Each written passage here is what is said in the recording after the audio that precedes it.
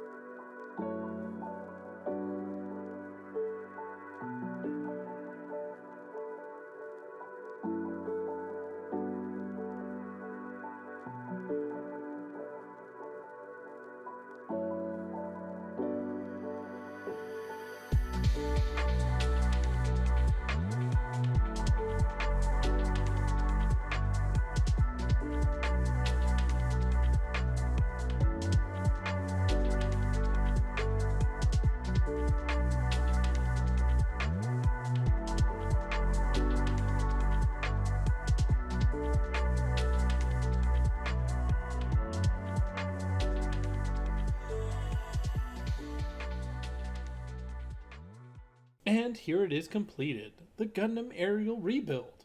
Now I do have to say I am quite happy with this kit, just like I am with every Witch of Mercury kit I build, as the inner frame really does help the unit stand, and without any of those rubber poly caps, it just feels like a kit that's going to last a long time as you play with it and move it around. As you can see, when the kits are side by side, while they do share a lot of similarities, they are still very different kits, with the rebuild definitely sporting a lot more blue, having slightly thicker thighs, slightly different inner frame. It's definitely a evolution of the original kit, but still has the feel of the original aerial. When it comes to the height of this kit, it is a bit taller than your standard RX-78, as well as it being a bit wider, as it does have a lot more armor than the original RX-78 does. When it comes to the accessories for this kit, you have a brand new beam rifle, the return of the bit stave shield in its shield form, and a flight pack for this kit, which the original aerial did not have, so it was a welcome addition to add to this kit. And of course, in addition to that, it also comes with 2 beam sabers with blue beams, as well as a nifty place to hold the gun on the back of the backpack when it's not in use for the rest of the kit. With this kit, it has 2 bit stave forms. One where it attaches all of the shield pieces to various hardpoints on the aerial rebirth and gives a more complete look of the kit in a more armored fashion. And a secondary firing mode for the rifle, where all of the bit staves attach to it. You attach 2 handles to it so the unit can support the weight of the full rifle, and gives off a very Wing Zero-esque Buster Rifle type weapon. And just like the aerial before it, this kit is outstanding. A definite buy for anyone that's looking to get a very nice valued high grade that gives you a lot of options and ability to really manipulate it the way you would like, while overall being solid. My only gripe with this kit is it does not come with the wide open hands that is only sold with the Mirasol kit, but outside of that, a definite include for anybody purchasing Gundam kits. Music for this video was once again brought to you by Upbeat, not sponsored, with the song Another Cycle by Zaner. As always, link to the music will be below in the description, so show the artist some love. As always, thank you so much for watching. If you did enjoy the video, a like and comment go a long way in helping this video be seen by more people. And if you want to see more of my content going forward, a subscription is a surefire way to see my videos as they come up. If this is a kit you built, let me know what you think of it, if you think it's as good as I do. And as always, this is Kits and Snips signing out saying, have fun building.